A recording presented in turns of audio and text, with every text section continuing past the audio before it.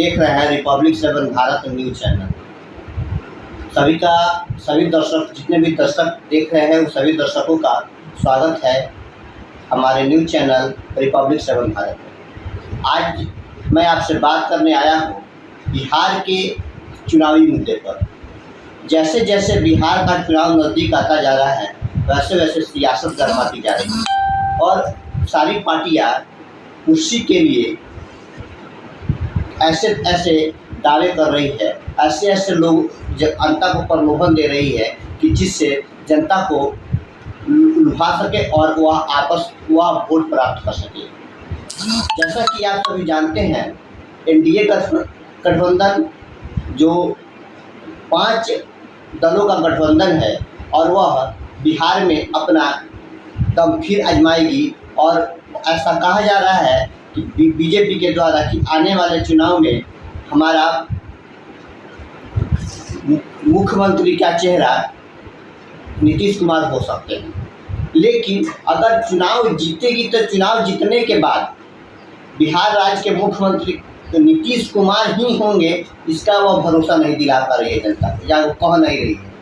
आप सभी को मैं बता दूं कि इसी बीच आरा में जनसभा को संबोधित करते हुए चिराग पासवान ने एक बहुत बड़ा बयान दे दिया है और उन्होंने कहा है कि बिहार के विधानसभा का चुनाव 243 सीटों पर लड़ेंगे।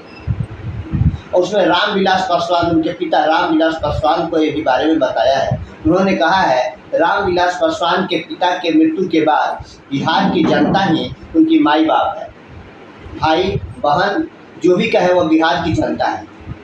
एनडीए गठबंधन से चुनाव लड़ने के बाद चिराग पासवान केंद्रीय मंत्रिमंडल में शामिल भी हुए थे, लेकिन अब बीच की क्या ऐसी बातें हो गई है कि जो एनडीए गठबंधन में वो चुनाव न लड़ गए और 243 सीटों पर चुनाव लड़ने की बात करें। कभी चिराग पासवान अपने आप को प्रधानमंत्री नरेंद्र मोदी का हनुमान कहा करते थे, वह आज जो है और 243 सीटों पर विधानसभा का चुनाव लड़ने की घोषणा कर रहे हैं।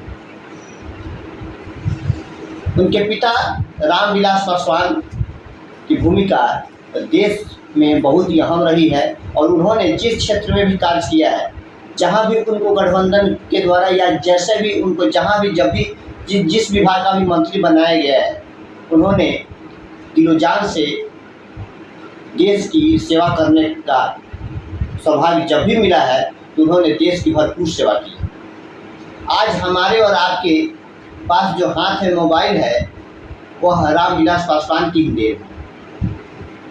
खदान आज जहां तक कि नरेंद्र मोदी 5 किलो अनाज की बात करते हैं, इसका देन भी रामविलास पासवान को ही जाता है। रेलवे में भी रहे तो उन्होंने भी देश को अभूतपूर्व उन्नति दिलाई थी। यानी कि रामविलास पासवान जहां भी रहे वहां उन्होंने देश को लाभ पहुंचाया है, इसमें कोई दो राय नहीं है। परंतु अब बिहार विधानसभा का चुनाव नज़दीक आने वाला है, विगत कुछ महीनों में विधानसभा का चुनाव होने वाला है और सभी पार्टियां अपनी जोर आजमाइश में लगी हुई है। जदयू अपना प्रचार कुछ अलग कर रही है, बीजेपी अपना प्रचार कुछ अलग कर रही है और लोजपा, जिसके अभी रामविलास पासवान हैं कि उन्होंने संगठन को खड़ा किया था और उसके बेटे चिराग पासवान वह अपना अलग ही राह आलाप है। आरा में चुनावी सभा को संबोधित करते हुए उन्होंने 243 सीटों पर विधानसभा चुनाव लड़ने की घोषणा तो की। तो आइए हम उस वीडियो क्लिप को आपको दिखाते हैं और आपको सुनाते हैं कि आरा में जनसभा को संबोधित करते हुए चिराग पासवान ने क्या कुछ कहा है। तो हाँ, मैं बिहार से चुनाव लड़ूंगा।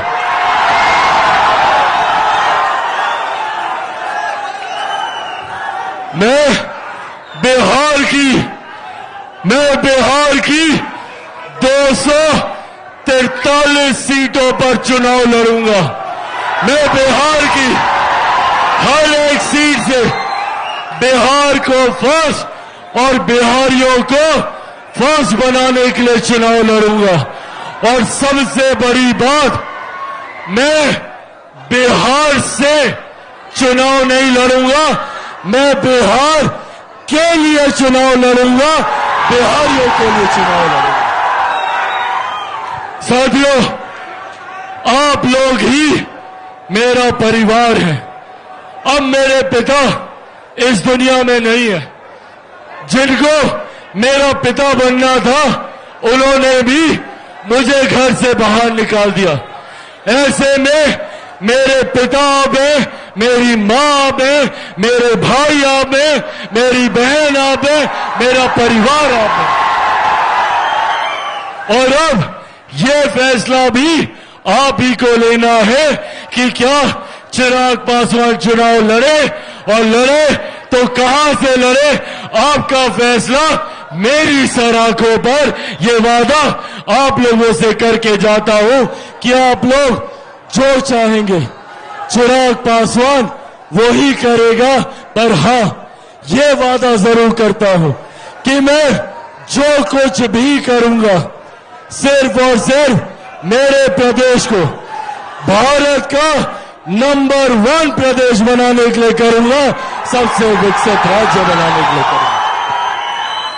साथियों, आज हमारी केंद्र की सरकार, बिहार की सरकार, मुख्यमंत्री नीतीश कुमार जी के नेतृत्व में केंद्र में। आपने अभी अभी चिराग पासवान का जो वीडियो देखा, क्या ऐसा आपको लगता है कि चिराग पासवान एनडीए गठबंधन में रहते हुए 243 सीटों पर चुनाव लड़ सकते हैं? आप अपना अपना राय कमेंट बॉक्स में जरूर दीजिएगा, ताकि हम भी समझ सके कि आखिर अगर एनडीए गठबंधन में वह हैं तो बिहार के 243 सीटों पर चुनाव कैसे लड़ सकते हैं। जबकि एनडीए गठबंधन 5 दलों का गठबंधन है और इसमें लोजपा यानी कि रामविलास पासवान जी के बेटे चिराग पासवान की भी एक पार्टी है। तो वह 243 सीटों पर चुनाव लड़ने की बात कैसे कर रहे हैं, ये मुझे तो समझ में नहीं आ रहा। अगर आप सभी को ऐसी बातों को समझ में अगर आ जाती है तो हमें कमेंट करके जरूर बताइएगा कि वह 200 एनडीए गठबंधन में रहते हुए 243 सीटों पर चुनाव कैसे लड़ेंगे।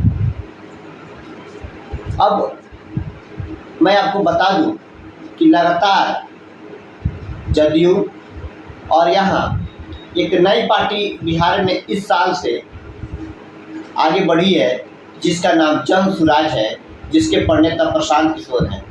प्रशांत किशोर भी पलायन रोकने, बेरोजगारी को खत्म करने और कैसे जो बिहार के अधिकांश लोग जो बाहर अनेक राज्यों में रह करके अपनी मजदूरी करते हैं, अपने काम को करते हैं, उनको बिहार में ही रोजगार देने की बात कर रहे हैं।